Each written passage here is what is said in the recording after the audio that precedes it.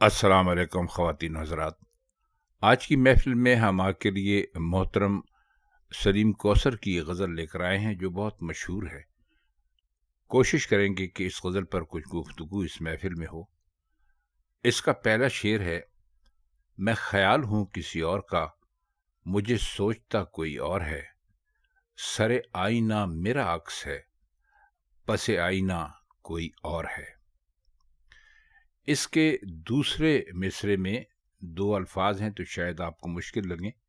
एक सरे आईना का मतलब है आईने के सामने, और पसे आईना का मतलब है आईने के पीछे।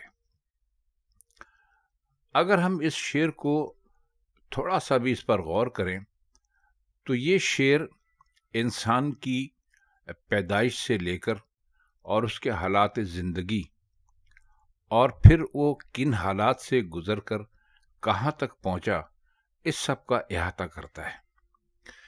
इसमें जो उन्होंने फरमाया है कि मैं ख्याल हूं किसी और का, मुझे सोचता कोई और है, कहते वो ये हैं कि इंसान को पैदा किसी और मकसद के लिए किया गया था, लेकिन इंसान वो मकसद पूरा नहीं कर सका और वो किसी और तरफ चल निकला। तो कहते हैं कि इस वक्त जो आईने में दिखाई दे रहा है वो तो इंसान है, लेकिन इस इंसान को चला कौन रहा है, वो आईने के पीछे है। अब इस शेर को आप यूं भी ले सकते हैं कि वो इस तरह की मिसाल है कि जैसे कोई किसी के दिमाग में कोई ख्याल आए, लेकिन वो ख्याल किसी और का हो। इसी तरह वो ये कहते हैं कि दुनिया में जो कुछ भी हो रहा है, इंसानों के लिए वो बज़ाहिर तो ऐसा नज़र आता है कि वो इंसान ही कर रहे हैं, लेकिन इसके पीछे कोई और है जो इंसानों से ये सब कुछ करवा रहा है। अब वो आप उसको तकदीर कह लीजिए, मुक़द्दर कह लीजिए, किस्मत कह लीजिए, या इन सारी चीज़ों को चलाने वाला कह लीजिए। तो शेर में उन्होंने एक तरह से इंसान की बेबसी का इज़हार किया है, और साथ ही ये थोड़ा-सा शिकवा भी इसमें नज़र आता है कि भई जब हम यहाँ पर दिखाई देते हैं तो जो कुछ हो रहा है वो हमें ही करने दिया जाए। ये क्या कि आपने पीछे से डोरें हिलाना शुरू कर दी, इल्ज़ाम सारा हम पे आ रहा है। दूसरा शेर है, मैं किसी के दस्ते तलब में हूँ तो किसी के हरफ़े दुआ में हूँ। मैं नसीब हूँ किसी और का, मुझे मांगता कोई और है। बहुत ही आला शेर है। दस्ते तलब का मतलब होता है दुआ करना, और यानी मांगना, ख्वाहिश कर लेना। और हरफ़े दुआ का मतलब है कि दुआ मांगना। अब कहते ये हैं कि मैं ये नहीं, इस नज़म को इस गज़ल को आप एक बहुत ही वसी तनाजुर में देखेंगे तो ये गज़ल आपकी समझ में आएगी। तो फरमाते ये हैं कि मैं अ, किसी कोई मुझे मांग रहा है, दुआ के तौर पे चाह रहा है, उसकी ख्वाहिश है, उसकी आरज़ू है कि मैं उसको मिल जाऊं, लेकिन मैं किसी और के नसीब में हूं, और क्या अजीब बात है कि मुझे कोई और मांग रहा है। अब शेर का मतलब सिर्फ इतना ही कह के हम खामोश नहीं हो सकते कि जी मैं तो किसी और के नसीब में था और मुझे कोई और मांग रहा था। इस शेर में भी अगर आप थोड़ा सा गौर करें तो आपको ये अंदाज़ा होगा कि उन्होंने एक बहुत बड़ी सच्चाई और बहुत बड़ी हकीकत बयान की है कि हम सारी ज़िंदगी किसी मकसद के लिए दुआ करते रहते हैं, लेकिन जिस चीज़ को हम अपनी दुआओं में मांगते हैं वो हमारे मुकद्दर में होती नहीं है। जो मैं से उनकी मुराद इस वक्त यानी शायर सलीम कौसर नहीं है, बल्कि ये एक ख्वाहिश है, किसी की भी हो सकती है, उसके बारे में कि मुझे सारी ज़िंदगी कोई मेरी तमन्ना करता रहा, मुझको मांगता रहा, लेकिन मैं किसी और के नसीब में थी। ये ख्वाहिश के हवाले से हम बात कर रहे हैं। तो आपने भी देखा होगा कि आप सारी ज़िंदगी किसी चीज़ की आरज़ू करते हैं, उसको मांगते रहते हैं, लेकिन वो चीज़ आपको नहीं मिलती, किसी और को मिल जाती है। तो इसी हकीकत को कुछ शायर ने इस शेर में बयान किया है। अगला शेर है, अजब एतबार व बे एतबारी के दरमियान है जिंदगी, मैं करीब हूं किसी और के, मुझे जानता कोई और है। इसमें कोई मुश्किल लफ्ज नहीं है, लेकिन इस शेर में एक बहुत बड़ी इंसानी हकीकत बयान की जाती है, बयान की गई है, उन्होंने किया है। एतबार आप उसी पर करते हैं जो आपके करीब होता है, और बेएतबारी उससे करते हैं कि जो आपके करीब नहीं होता। तो कहते हैं कि दुनिया में एक अजीब व गरीब तजर्बा हुआ, बल्कि दिन रात ऐसे तजर्बात होते रहते हैं, जिससे इस बात से भरोसा ही उठ गया कि किस पर एतबार किया जाए और किस पर एतबार ना किया जाए।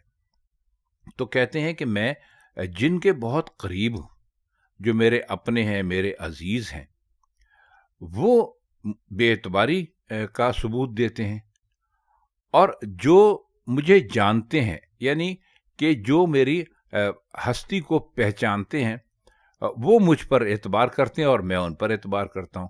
तो इस शेर में शायर ने सिर्फ यही बताने की कोशिश की है कि जब आप जिंदगी से मुसलसल धोखे खाते रहते हैं, तो आप बाज़ औक़ात अचंभे में रह जाते हैं कि भाई, मैं जिसके ऊपर एतबार कर रहा था, जिसके मैं करीब था, उसने मुझे धोखा दे दिया, और जिस पर मुझे कोई भरोसा नहीं था, उसने मेरा एतबार कायम रखा। तो इसका मतलब यह है कि मैं जिन लोगों के करीब हूं, वो मेरे अपने नहीं हैं, और जिन लोगों के मैं इतना करीब नहीं हूं, वो मुझे जानते हैं, मेरी बात समझते हैं। तो कहते हैं कि ये एक मामला ऐसा है जैसे अजीब एतबार और बेएतबारी के दरमियान मेरी जिंदगी गुजर रही हो। शेर है, मेरी रोशनी तेरे खद्दो खाल से मुख्तलिफ तो नहीं, मगर तू करीब आ तुझे देख लूं, तो वही है या कोई और है। खद्दो खाल का मतलब होता है चेहरे के नकूश, तिल वगैरह चेहरे के ऊपर होना, और कोई इसमें मुश्किल लफ्ज है नहीं जिसके हम माने करें। अब इस शेर में उन्होंने कहा क्या है? वो शेर में कहना ये चाह रहे हैं कि मुझे जो जिंदगी मिली है, जिंदगी का शऊर मिला है, वो सारा कुछ मुझे ऐसे मिला है कि जैसे वो तेरी जात में से फूटा हो। लेकिन अब जैसे कि ऊपर वाले शेर में उन्होंने कहा कि एक अजीब एतबार और बेएतबारी के दरमियान जिंदगी है, मुझे लग तो ये रहा है कि तू मेरा है, तू मेरा अपना है, क्योंकि जो मेरी रोशनी है, यानी जो मेरी जिंदगी है, उसके ऊपर तेरा अक्स है, तेरा परतो है, और वो पड़ रहा है, और मुझे लग रहा है कि तू वही है। लेकिन फिर भी इसरार ये है कि तू मेरे करीब आ, ताकि मैं तुझे अच्छी तरह देख लूं कि तू वही है या कोई और है। यानी मैं किसी धोखे में तो नहीं हूं, कोई दूसरा तो तेरे नाम से मुझे धोखा देने की कोशिश नहीं कर रहा है। तो बहुत अच्छा शेर है, आप इसको जितना समझेंगे और पढ़ेंगे, आपको बहुत ही लुत्फ आएगा। शेर है, तुझे दुश्मनों की खबर ना थी, मुझे दोस्तों का पता नहीं, तेरी दास्तां कोई और थी, मेरा वाकया कोई और है। इसमें कोई मुश्किल लफ्ज नहीं है, तो हम इसके माने करने की कोशिश करते हैं। अब ये अपने रफीक से भी कहा जा सकता है, दोस्त से भी कहा जा सकता है, सिद्दीक से भी कहा जा सकता है, या आम लोगों को भी इस शेर में आप शामिल समझ सकते हैं। दुश्मनों की खबर न थी का मतलब यह है कि कुछ ऐसे लोग थे कि जिन्होंने शायर को नुकसान पहुंचाया, दोस्त को नुकसान पहुंचाया, और शायर अपने बारे में कहते हैं कि मुझे दोस्तों का पता नहीं था। तो ये पूरे का पूरा मिसरा जो है, ये एक तरह से इस हकीकत को बयान करता है कि जिससे शायर मुखातिब हैं, उसने भी कोई नुकसान उठाया, और खुद शायर ने भी उनसे नुकसान उठाया जो उनको अपना दोस्त समझते थे, या ये जिनको अपना दोस्त समझते थे। तो कहते हैं कि तेरी दास्तान कोई और थी, मेरा वाकया कोई और है। यानी अगर देखा जाए वैसे तो एक ही बात है दोनों की, कि एक को दुश्मनों की खबर नहीं थी और इनको दोस्तों का पता नहीं था। लेकिन इसमें जो बारीक बात है समझने वाली, वो ये है कि वो कहते हैं कि तेरे तो दुश्मन थे जिन्होंने तुझे नुकसान पहुंचाया, वो बात समझ में आती है, लेकिन मेरे तो अपने दोस्त थे। तो इस हवाले से तेरी दास्तान जो है वो ज़रा मुझसे थोड़ी सी मुख्तलिफ है, اور میرا واقعہ تجھ سے تھوڑا سا مختلف ہے، تھوڑا سا الگ ہے، کہ تجھے جو نقصان پہنچایا، تیرے ساتھ جو دشمنی کی، وہ تیرے دشمنوں نے کی، وہ دشمن جن کو تو جانتا نہیں تھا، اور میرے ساتھ جو کچھ بھی برا ہوا وہ میرے دوستوں نے کیا جن کا مجھے پتا نہیں تھا۔ تو اس لحاظ سے تو تیری داستان کوئی اور ہے اور میرا واقعہ کوئی اور ہے، لیکن ہم دونوں ہی نقصان میں رہے۔ شعر ہے، وہی منصفوں کی روایتیں، وہی فیصلوں کی عبارتیں، میرا جرم تو کوئی اور تھا پر میری سزا کوئی اور ہے۔ منصف کہتے ہیں انصاف کرنے والے کو، آج کی زبان میں جنہیں جج کہتے ہیں، اور اس میں کوئی مشکل لفظ ہے نہیں۔ اب یہ شعر ایک طرح سے آپ یوں سمجھ لیجئے کہ جس سسٹم میں ہم رہتے ہیں، جس نظام میں ہم رہتے ہیں، جس طرح کا ہمارا سماج ہے، اس کا ایک طرح سے گلہ ہے۔ منصفوں کی روایتوں کا مطلب یہ ہے کہ جیسے کہ پہلے جج فیصلہ کرتے رہے اسی روایت پر چل رہی ہیں، اور وہی کچھ لکھ رہے ہیں جو کہ مدتوں سے، صدیوں سے لکھے آ رہے ہیں۔ ان کے فیصلوں کی عبارتیں جو ہے، جو رائٹنگ ہے، وہ وہی ہے۔ اب یہاں معاملہ یہ ہوا ہے کہ میرا جرم کوئی اور تھا، یعنی مجھ سے جو غلطی ہوئی یا جو کچھ بھی ہوا، لیکن میں بڑا دیکھ کر حیران ہوں کہ میری سزا کچھ اور ہے۔ اور اس کی وجہ کیا ہے؟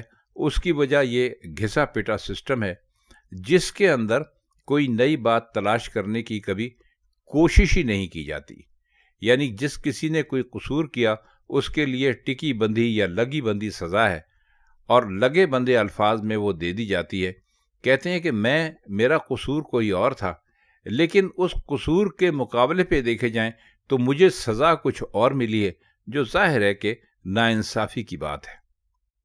شعر ہے، کبھی لوٹ آئیں تو پوچھنا نہیں، دیکھنا انہیں غور سے، جنہیں راستے میں خبر ہوئی کہ یہ راستہ کوئی اور ہے۔ بہت بہت اعلیٰ اور بہت ہی عمدہ شعر ہے۔ یہ ان لوگوں کے بارے میں ہے کہ جو طویل مدت تک کسی بھی آس میں، کسی بھی امید میں، ارمان میں کسی طرف لگے رہتے ہیں، چلتے رہتے ہیں، اور انہیں بعد میں احساس ہوتا ہے کہ ان کے ساتھ کچھ اچھا نہیں ہوا، ان کے ساتھ دھوکہ ہو گیا ہے۔ تو کہتے ہیں انہیں شرمندہ کرنے کی ضرورت نہیں ہے اگر ان کی واپسی ہو جاتی ہے۔ کبھی لوٹ آئیں تو پوچھنا نہیں، یعنی ان سے یہ مت پوچھنا کہ تم نے یہ غلطی کی۔ پوچھنا نہیں سے مطلب یہ یہاں پر کہ ان پر کسی قسم کا طنز نہ کرنا، ان کو برا بھلا نہیں کہنا، بس انہیں ذرا غور سے دیکھنا کہ وہ کیسے لگتے ہیں۔ کون لوگ؟ جنہیں راستے میں پتہ چلتا ہے کہ وہ ایک غلط راستے پہ چل رہے تھے، کسی اور راستے پر چل رہے تھے جس پر انہیں نہیں چلنا چاہیے تھا۔ آخری شعر ہے، میری ریاضت نیم شب کو سلیم صبح نہ مل سکی، تو پھر اس کے معنی تو یہ ہوئے کہ یہاں خدا کوئی اور ہے۔ ریاضت کا مطلب ہوتا ہے محنت کرنا، کوشش کرنا۔ نیم شب کا مطلب ہوتا ہے آدھی رات۔ آدھی رات کو جو عبادت کی جاتی ہے اس کے لیے کہا جاتا ہے کہ وہ قبول ہوتی ہے۔ کہتے ہیں کہ میں نے جتنی محنت کی، جتنا میں نے ریاضت کی، جتنا میں ایک راستے پر مضبوطی سے چل سکا کہ مجھے صبح مل جائے، یعنی مجھے کامیابی مل جائے، لیکن وہ نہیں مل سکیں، تو پھر اس کا مطلب تو یہ ہے کہ یہاں خدا کوئی اور ہے۔ یہاں خدا کوئی اور سے مطلب ان کا یہ ہے۔ اگر آپ شعر کو ذرا غور سے دیکھیں تو یہ ایسا نہیں ہے کہ شاعر خدا کے وجود سے انکار کر رہے ہیں۔ وہ کہہ یہ رہے ہیں کہ میں نے بہت محنت کی کسی بھی زندگی کے شعبے میں، اور میں کامیاب نہیں ہو سکا، تو میری جو ریاضت تھی اگر اس کو دیکھیں، اور پھر جو خدا کا وعدہ ہے کہ جو محنت کرتا ہے اس کو ضرور کچھ ملتا ہے، اور پھر مجھے کچھ نہیں ملا، تو اس کا مطلب یہ ہے کہ یہاں خدا کوئی اور ہے۔ یعنی میں محنت تو کرتا رہا، لیکن وہ لوگ جو کہ زمینی خدا بنے ہوئے تھے، انہوں نے میری محنت کو اکارت کر دیا اور مجھے کامیابی نہیں مل سکی۔ اس شعر کو اگر آپ چاہیں تو دوسرے معنوں میں بھی لے سکتے ہیں، لیکن ہم چونکہ سلیم کوثر صاحب کا مزاج جانتے ہیں تو اس جگہ پر یہاں پر جو انہوں نے کہا یہاں خدا کوئی اور ہے، تو اس سے مراد ان کی ہرگز یہ نہیں ہے کہ وہ خدا کے وجود سے نعوذ باللہ انکار کر رہے ہیں۔ وہ صرف یہ کہہ رہے ہیں کہ جب آپ بہت محنت کرتے ہیں اور آپ کو کامیابی نہیں ملتی، تو پھر آپ یہ کہتے ہیں کہ بھائی میرے خلوص نیت میں، میری محنت میں کسی قسم کی کوئی کمی نہیں تھی، اب مجھے اگر کامیابی نہیں مل سکی تو پھر ایسا لگتا ہے کہ یہاں پر خدا کوئی اور ہے، کیونکہ میری محنت اپنی جگہ بہرحال بہت زیادہ معنی رکھتی تھی۔ تو خواتین حضرات، یہ سلیم کوثر صاحب کی غزل تھی، جس کے مشکل الفاظ کے معنی، مشکل الفاظ تو تھے ہی نہیں اس کے کچھ شعروں کا مطلب ہم نے کیا۔ اگر آپ کو اچھی لگی ہو تو ہمارے چینل کو لائک اور سبسکرائب کر دیجیے گا۔ اگلی غزل تک کے لیے خدا حافظ۔